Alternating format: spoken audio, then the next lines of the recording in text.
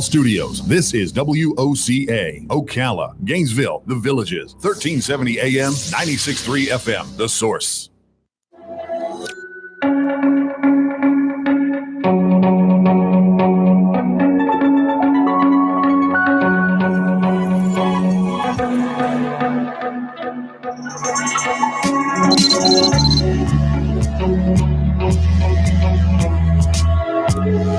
All right, 25 minutes before 11 o'clock. Thank you for tuning in. Don't take this country for granted. It's a fragile thing that we have here. But it is built on a solid foundation. That foundation is the Constitution. But it seems like every time you turn around, that whole thing, and I'm not trying to play politics here. I just wish I could get people like Andrew Gillum running for governor right now to understand that a free country needs to be run by the people, not by the government. We didn't create the government to take over. We created the government so that we could not be taken over by the government. There's a strong irony there. And we went on Saturday to Disney World. So, yes. And I only bring that up because we went to the Hall of Presidents. And I don't think I ever went to the Hall of Presidents in Disney before. And I was amazed and impressed and got chills at the dead-on interpretation of what this country is about by that presentation. This country is about being free. This country is about being in control of your own destiny, whether you fail at it or succeed at it. There's so much that happened in this country in the beginning days of this country that was recognized as fragile. I think it was Benjamin Franklin who told somebody after coming out of the Continental Congress that you have a republic, a democratic republic, if you can keep it. I think I may be misquoting that, and I'm sure I'll hear about it if I have. Howell Woltz is on the phone. Restoring America by Returning to its Constitution. Hello. Is that an amazing? Just the title alone is amazing, right? Yeah. I'm going back to your quote from Benjamin Franklin. He said it's a constitutional republic if you can keep it. Thank you, sir. That was his answer, and that's the problem. You just nailed it with your beginning. Yeah. Howell, well, thank you for being on the air with us. It's an honor to have you on our show. I've often said that if a doctor needs to pass a test, a lawyer needs to pass a test, anybody elected into office has to pass the constitutional test. Here, and you are so right. It's like everything in our founding documents have been turned up on end by this crazy so-called progressivism of the last 100 years, of which Andrew Gillum is a perfect example. More government, take more away from the people, and that was never supposed to happen here. And even with some common sense trying to explain without anybody getting angry, they don't seem to hear it. I have a hard time getting them to hear it. They call me stupid. So what do you do? I mean, it's very demeaning.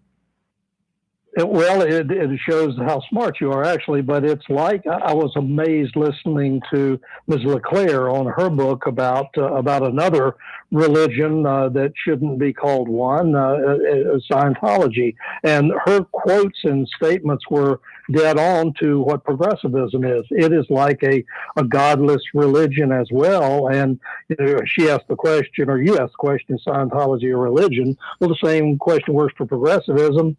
And their answer is the same. It says, no, there's no God. You are trained to be one. And George Soros said that in an interview just 2 years ago, and he's one of the biggest funders of this nonsense. But anyway, it does. It gets right back to our founding documents, and there can be no so-called progressivism away from what our root governmental documents stated. I'll expound on that if you like. Some of the people who are in really high leadership positions in this country make statements that I just am appalled by. How can they not understand it? What are your thoughts on some of the people in the news? Nancy Pelosi, for example, will say things all the time that just like, oh my gosh, does she not know what the Constitution says? No, she knows what it says. She just doesn't care. But that's why it disappeared. When I was a kid in school, the Constitution was on every classroom wall, and you had to learn all about it. I tried to find one for my son. I was writing an article just before the internet exploded and got available. So I went to his school to get a copy, and the teacher said, "Oh, we don't teach that stuff no more." And I thought, well, I hope you teach English while you got anything left. And they didn't have a copy in the whole school. So I pulled my son out of school and homeschooled him and found old North Carolina history books and taught him the way that it used to be. And he learned the Constitution and could memorize passages and repeat them. And just on the state school book history, I don't know how old you are, Larry, but you look very young on your website. But we used to have to study it in the 4th and the 8th grade, the history of our state, because it was a sovereign nation state. Well, I went all the way to the Department of Education in Raleigh, North Carolina, trying to find copies of those wonderful old books. And guess what had happened to them? Half of them were in the landfill and the other half were burned. Oh, It's like they want to get rid of our history. So I finally found one for $140. The 4th grade went out at Steve's bookshop on Highway number 1. Paid a fortune for it. But it was amazing. I get goosebumps thinking of the stories of the Speaker of the Assembly, John Ashe, dissolving the Assembly and marching all of their elected representatives to Cross Creek, which is now Fayetteville, to hold off the gunship Diligence, and Captain Black, who was going to unload the stamp axe, and they grabbed the man the king had hired to do it and threatened to hang him if one stamp axe. These are inspiring stories that had been basically wiped out of our nation's memory, and I want to bring them back. All right. Are you in North Carolina right now? No, I'm in Warsaw, Poland. I had to leave America under Obama. They were threatening to, quote, do it to me again. I was incarcerated for my speaking out a few years ago. What? Oh my God. Yeah, I spent 7 years being carted around between 29 jails and prisons all over America and was never convicted in or by any court of jurisdiction. For speaking out? Yep. I gave my first speech on warning of losing our rights on September 15th of 1977. So they've been listening to me for a while, and it upset them. So how do we going on the presumption that people who disagree with what you're saying are smart? Okay. If they're smart, they should be able to listen to to the real reason. We should be able to have a conversation. So, usually in a debate, not necessarily a political debate, but when two people are debating something like whether to, buy red or green as the new paint, whatever, one of them has a better reason than the other. And then the one who has the weaker reason says, "Oh, okay, I think you're right." Well, how come? Wouldn't that same kind of thinking happen here? I remember as a kid, and by the way, I'm not that young. I'm 64, so I'm with the same age. Okay, so but I remember learning in school a teacher who illustrated the difference between the Democratic way and the Republican way, and it went like this: the Brooklyn Bridge was the first suspension bridge built. And everybody agreed that we needed a bridge to connect Manhattan to Brooklyn. But what they didn't agree on was how to pay for it. The Republicans said we should have a toll booth so that only the people who use it pay for it. The Democrats said, no, we should have a tax so that everybody pays for it and it's there for everybody to cross for free. Okay, now that argument, they both are really good arguments if you think about it. But it's not that cut and dried anymore, but yet it still boils down to those two same things about agreeing to need something, but disagreeing on how we get it. Well, and the underlying basis that it should be for free. I don't think all of those workmen and providers of concrete and steel and rods, I don't believe they gave it to the city of New York. Absolutely. There's nothing free. And that's why Gillum's 40% tax to give away free stuff. Well, it's not free. And Absolutely. If you steal other people's money long enough, they leave or quit. But I think I can answer your question about why Pelosi and others do not want to talk about it, because they don't have a legitimate argument if you accept just three tenets of our government. If you look at our founding documents and you agree that all men are created equal, I think she might even say she agrees with that, but then that's final. So you can't take away Larry's rights to say what he wants to about Robin or Howell or anybody else and sequester their speech, take their money. You can't take away all of their equal rights and give them to someone else that makes them more equal than you are. So that's final. Either all men are created equal or not. And if we are endowed with certain inalienable rights, as Thomas Jefferson wrote, there's no wiggle room or interpretation. That's final. You've got to have those rights, and I can't take them from you. And 2 million, actually, I'm overstating, 1.97 million unelected bureaucrats didn't have the power or authority under our contract to create 300,000 laws and ways to send you to prison that were never voted on by Congress. They didn't have that power. Yeah. So anyway, the only final point is that if the government really does derive its just powers from us, the governed, that's it. That's final. There's no wiggle room. So the progressives have done the exact opposite things. They've stolen our rights. They've replaced our elected representative powers with unelected bureaucrats under outside control, as we're seeing now. I mean, that is the deep state that people just laugh when you said it, but now they're coming forward and admitting it, and New York Times op-ed pieces and secret moles in the White House. So, it's really there, and it's really insidious, and it will destroy our country if it's not turned around. And how could a person who writes a letter saying, look, the president's really not making these decisions, we are, how could that person believe that is somehow constitutional? How is it we the people if it's we the few who happen to be secretly changing documents in the White House? I just don't believe any of that, by the way. Well, I believe it, but that's exactly like they were trained, like Ms. LeClaire said about Scientology. You are gods, and they know better than us. We're just the hairy, unwashed, and updated to deplorables recently. But if you go back and study the history of this obnoxious, horrible ideology of so-called progressivism, I say it's regressivism because you're going backwards. You're going back to feudalism. And that was the plan. And it took me years and years of study, but I tracked it all the way back to a professor at Oxford University in the 1870s named John Ruskin. I give this history in the book Restoring America. And Ruskin used to teach his elite sons of wealthy lords and ladies in his class.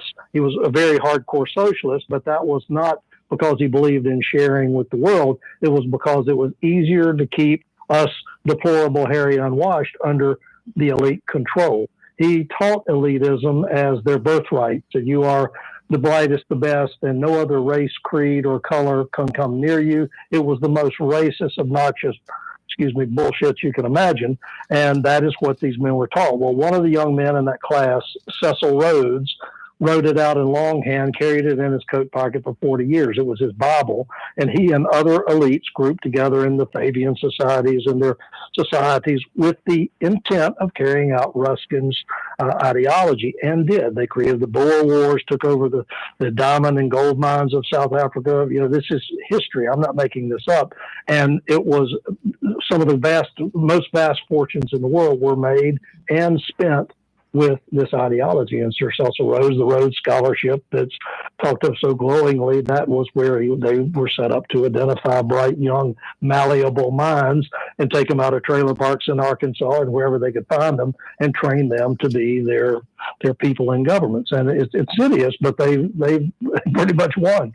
And that's why some people want to have this ultimate power that they talk about doing away with the Electoral College.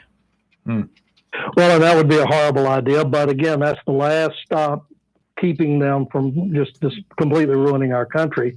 And if you follow that through, first of all, you do know the Constitution, apparently, and we are a collective of sovereign nation states. We're not, one country. In fact, before the Civil War, it was plural. It was the United States are angry. The United States are going to war, because that's what we are. We are 50 states and came together for collective defense and open trade and a common currency. And that is our founding. And the idea that each state votes for who they want for president, and then they send their representatives to the Electoral College to vote as the state did.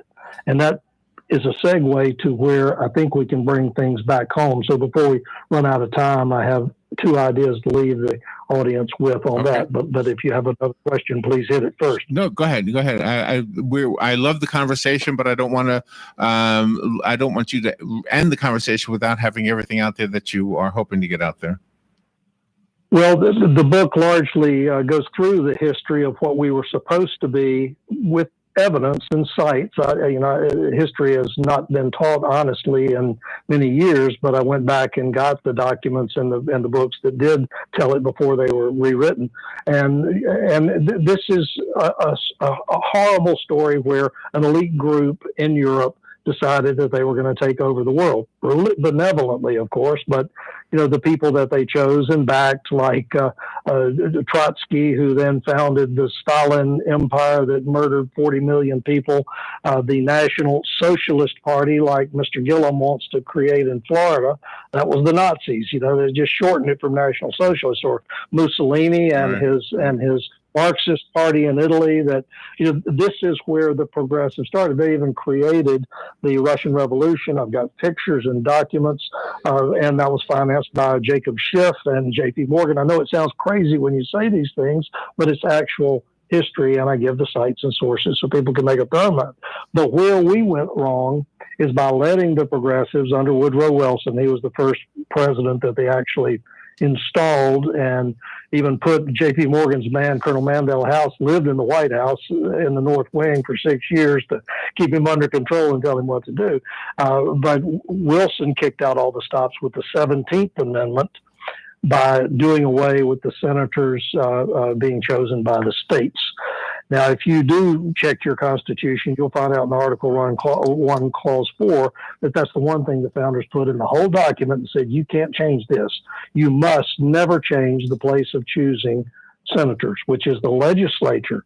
They were to represent the states. And if you think about that for a minute, that was such a profound idea. That's what kept this from happening earlier, is the senators, if they voted for anything that expanded federal government or usurped the rights of the states, they would lose their job in a New York minute. So that saved us for a long, long time. But once that happened, they became congressmen at large to be bought and sold like chattel or congressmen. So that was the one thing we could change, and it would self-correct quickly. When Hillary Clinton, a year ago or 2 years ago, she was on CNN. It must have been 2 years ago now. And she said that it is time to abolish the Electoral College. Just to get back to that for a second, to me, having somebody that close to the presidency who thinks that the Electoral College should be abolished illustrates a lack of understanding of why it was set up the way it was set up, so that everybody is represented and not just the big cities in the case of the absence of an Electoral College. Well, I would politely argue that she knows exactly why it was started, but she also saw the map after she got whipped by Mr. Trump. And I put that map, the reference, in the book. It shows red completely across the country with some freckles of blue and then blue coast. So if you didn't have the Electoral College, you would have had a victory by the elites in the ivory towers on the coast, and all of the rest of America who went with Mr. Trump would have been ignored. They know what they're doing, but it's wrong, it's horrible, and we would have lost our country to the elites if she had won and actually pushed that agenda. But the other thing that we must do to prevent Hillary's and Gillum's and others from becoming so powerful is to change our method of funding. It used to be a crime if you were running for office, for example, Larry or Robin was, and I was a big corporation and I gave you $1 million. I'd go to jail, and so would you. That was a bribe before 1886. And we've got to get back to where only citizens in the district of election, warm-blooded, breathing human beings, can give money to anybody running for office, not even from the next district, next state, across the country, or foreign governments like happened through the Clinton Foundation. That can't happen anymore, or we've lost our country. And it's a constitutional republic, not a democracy. There are certain democratic parts of it, like electing congressmen, but that congressman ought to serve me and you, not somebody else or some box of papers and a corporate seal. The spirit of the opening part of the Constitution is greater than the country itself was at that time. And I say that because we were not treating all men as equal. We were treating certain men as slave owners and certain men as slaves. We were not allowing women to be part of that whole dream. But I think as we evolved, as we grew, we started to realize that the writers of that Constitution had in mind exactly what we started to become. And the thing that just perplexes me is that in our lifetimes, we have seen it getting better. Martin Luther King Jr. being a peak time when things finally started to become equal for the African Americans. But now it seems like we're going backwards. It seems exactly the opposite. Well, we've opened the franchise to everybody while taking away anything relevant to make it matter. And you are right, and I do try to address that in the book. I said, my Native American ancestors were here when my Welsh ancestors first stepped on the shores in 1613, and they were here when my Jewish ancestors came from Switzerland in 1738. So all of them collectively built this thing, but we've got to recognize that there were limitations through what was called the Great Compromise. I'm sure you are familiar with it, where they couldn't get the southern states to agree unless they agreed to let slavery continue till 1809. The Democrats, who founded the KKK, the Democratic Party, who created slavery and continued it, Jim Crow, all of that was the Democrats. They are the ones that perpetuated it beyond 1809.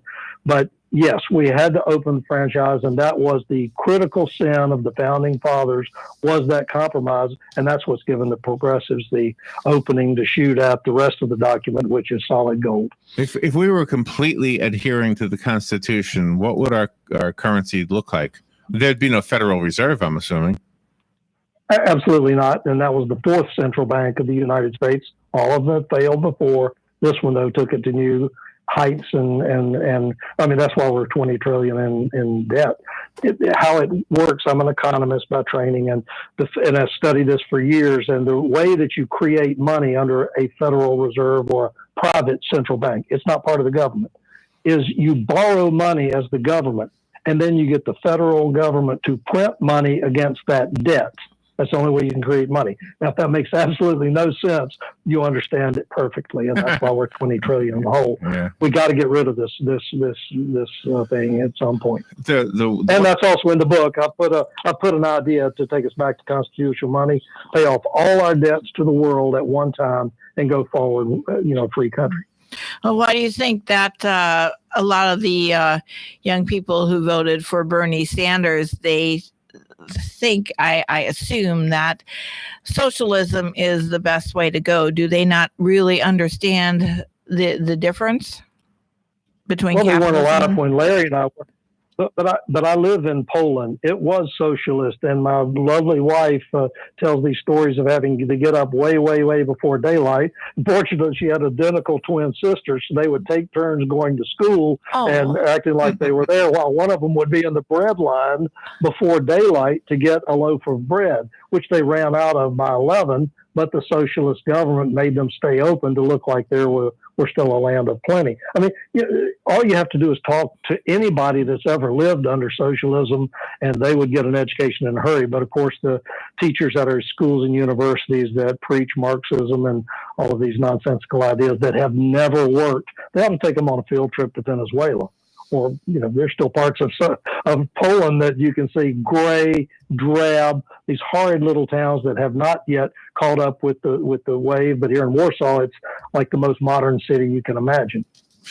We could restore America by adhering to the Constitution. The book is called Restoring America by Returning to its Constitution. Howell Woltz is the author of the book, and I have a copy. So if you would like the one that was sent to me, just call me right now, and I'll leave it here for you. The number is 622-9622. I did find it on Amazon. Let's see, real quickly. I think I had some. Yeah, it's got 5-star reviews, and it's been out about a couple of months. It looks like right here. Let me pick a caller here and give this book away. Good morning. You've got the book. Who's this? Yeah, this is Jim Penner. Jim, you got the book. It'll be waiting for you. All right. Thank you very much. Thank you. How I think one of the things that I think you are doing right is getting on talk radio, because this audience is an amazing audience. They get it. They understand the Constitution. I hear from them all the time. In fact, I've learned more from them than they ever will from me. So it's a good thing to do talk radio. Well, I've got 20 more shows lined up between now and Election Day, and I'm just hoping somebody hears me, because if we don't get this man, this wonderful man, like him or not, I don't like a lot of things he does, but by God, he is taking us back in the right direction. First time in history last week, the median income hit $61,732. I mean, he's doing everything right economically, and I think for bringing our republic back to where it's supposed to be. Well, thank you. Got to get him a team, though. Thank you, Howell. Thank you for being on the air. We've got to run. Thank you. Have a great. Robin. We'll be right back. Brett Kavanaugh's at the White House this morning. He again, in a statement, denies sexually assaulting a woman when they were in high school. Both he and the woman, Christine Ford, say they're willing to speak to Congress. And let that be part of what everybody considers before they cast a vote. White House counsel Kellyanne Conway on Fox and Friends. Ford's attorney says since coming forward, she did receive a lot of very vicious, sexually violent emails from total strangers. And of course, that's extremely unsettling. That's the attorney Deborah Katz on NBC's Today Show.